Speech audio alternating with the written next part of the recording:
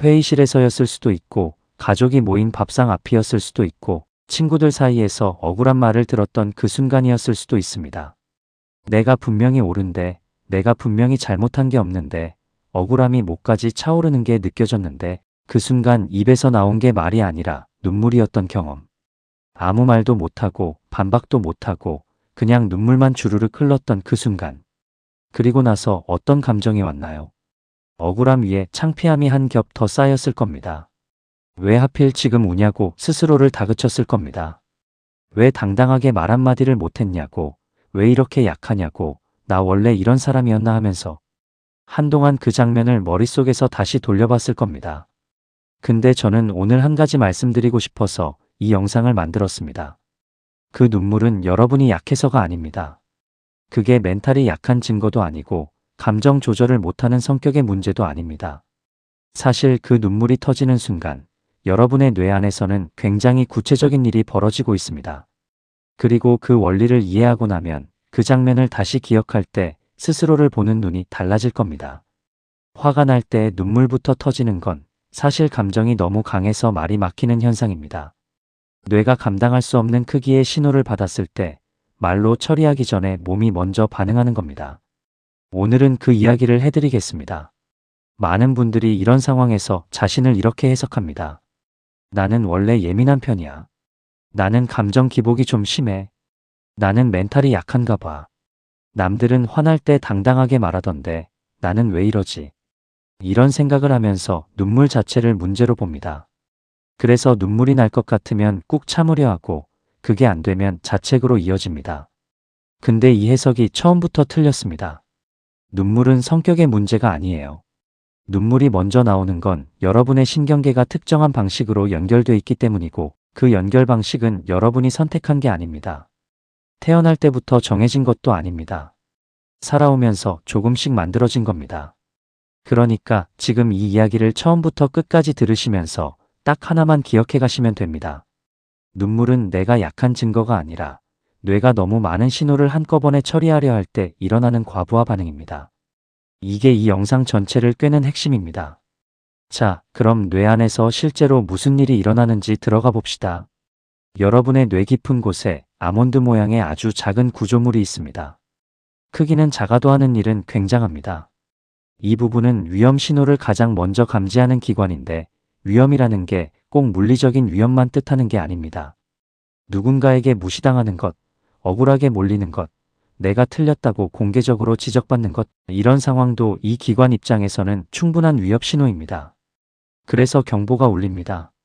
이 경보가 울리면 뇌는 즉각 비상 모드로 전환됩니다. 심장이 빨라지고 호흡이 얕아지고 근육이 긴장하고 눈물샘이 자극됩니다. 동시에 이성적으로 판단하고 말을 골라서 내뱉는 기능은 잠깐 뒤로 밀립니다. 왜냐하면 뇌의 우선순위상 지금 당장 살아남는 게 먼저이고 말을 잘 고르는 건 그 다음이기 때문입니다. 이걸 아주 쉽게 그려보면 이렇습니다. 여러분의 뇌에는 두 개의 층이 있습니다.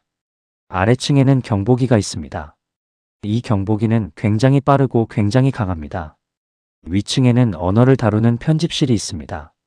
어떤 말을 할지, 어떻게 반박할지, 어떤 표현이 가장 정확한지 정리하는 곳입니다. 그런데 경보기가 한번 크게 울리면 편집실로 올라가는 계단이 막힙니다. 경보가 울리는 동안에는 편집실이 제대로 작동하질 않아요. 그래서 여러분은 억울한데 말이 안 나오는 겁니다. 할 말이 없는 게 아닙니다. 편집실로 올라가는 길이 막혀서 머릿속에 있는 말들이 목까지만 왔다가 눈물로 터져버리는 겁니다. 이게 여러분만의 이야기가 아닙니다. 뇌 연구자들이 사람들이 강한 감정 자극을 받을 때 뇌를 촬영해 보면 언어를 처리하는 영역의 활성도가 실제로 현저하게 줄어드는 게 보입니다. 말 그대로 뇌가 말문을 막는 겁니다. 억지로 말하려 해도 잘 안 되는 이유가 바로 이것입니다. 더 중요한 이야기가 하나 있습니다. 이 경보기, 그러니까 앞에서 말한 뇌의 아래층은 학습이 됩니다. 과거에 비슷한 상황에서 크게 상처받은 적이 있으면 그 기억이 저장돼 있다가 비슷한 자극이 오면 훨씬 빠르게, 훨씬 강하게 울립니다. 실제로는 그렇게 위험하지 않은 상황인데도요. 예를 들어 볼게요. 어릴 때 잘못했다고 크게 야단 맞았던 경험이 있는 분이라면 지금 직장에서 상사한테 지적을 받는 상황에서 그 경보가 과도하게 울릴 수 있습니다. 지금은 그냥 업무 피드백인데 뇌 아래층은 그게 어릴 때 야단 맞던 것처럼 위험하다고 처리합니다. 그래서 반응이 너무 커집니다. 울고 싶지 않은데 눈물이 납니다. 그건 여러분이 과민한 게 아닙니다. 뇌가 오래된 기억과 지금 상황을 함께 처리하고 있어서 그렇습니다. 그리고 여기에 한 가지가 더 얹힙니다. 눈물이 나는 걸 참으려 하면 어떻게 되냐면 에너지가 두 군데로 분산됩니다. 억울함을 처리하는 데 써야 할 에너지를 눈물을 막는데도 써야 하니까 오히려 머리가 더 하얘집니다. 그래서 참으려 할수록 더 아무 말도 못하는 상황이 생깁니다. 눈물을 억지로 막는 건 불을 끄려고 기름을 붓는 것과 비슷합니다. 그럼 어떻게 해야 하느냐? 이제부터가 진짜 중요한 이야기입니다. 첫 번째로 해야 할 것은 경보가 울리는 걸 인식하는 겁니다. 억울하거나 화가 나는 순간, 눈물이 올라오는 감각이 느껴지는 그 순간에 한 가지만 머릿속에서 말해보세요. 지금 경보가 울리고 있다. 그게 전부입니다. 이게 왜 먹히냐면 어떤 상태에 이름을 붙이는 순간 뇌 위층이 다시 조금씩 작동하기 시작하기 때문입니다. 경보가 울리고 있다는 걸 인식한다는 것 자체가 편집실로 올라가는 계단을 조금 여는 행위입니다. 이때 편집실이 완전히 열릴 필요는 없습니다. 아주 조금만 열려도 충분합니다. 뇌 연구를 보면 자신의 감정 상태를 단어로 인식하는 것만으로도 감정 강도를 담당하는 부위의 활성이 줄어드는 게 확인됩니다. 지금 나는 억울하다. 지금 나는 무시당한 것 같다. 이렇게 단어로 짚는 것이 감정을 정면으로 누르려는 것보다 훨씬 효과적입니다. 두 번째는 시간을 물리적으로 버는 겁니다. 뇌가 과부하 상태일 때 억지로 말을 꺼내려 하면 말이 꼬이거나 이상하게 나오거나 나중에 더 후회할 말이 나옵니다. 그래서 지금 당장 완벽하게 반박하려 하지 마세요. 잠깐만요. 한 번 더 생각해보고 싶어서요. 이 한 문장만 할 수 있어도 충분합니다. 회의 자리라면 잠깐 화장실을 다녀오는 것도 좋습니다. 물리적으로 자리를 벗어나면 경보가 빠르게 가라앉기 시작합니다. 이게 도망가는 게 아닙니다. 뇌한테 진정할 시간을 주는 겁니다. 경보기가 울릴 때 편집실 문을 억지로 열려 하는 것보다 경보가 조금 가라앉은 다음 편집실로 올라가는 게 훨씬 빠르게 제 말을 찾게 해줍니다. 세 번째는 눈물이 이미 났을 때 어떻게 할지입니다. 눈물이 났다고 해서 모든 게 끝난 게 아닙니다. 눈물이 나면서도 말을 할 수 있습니다. 목소리가 흔들려도 말은 할 수 있습니다.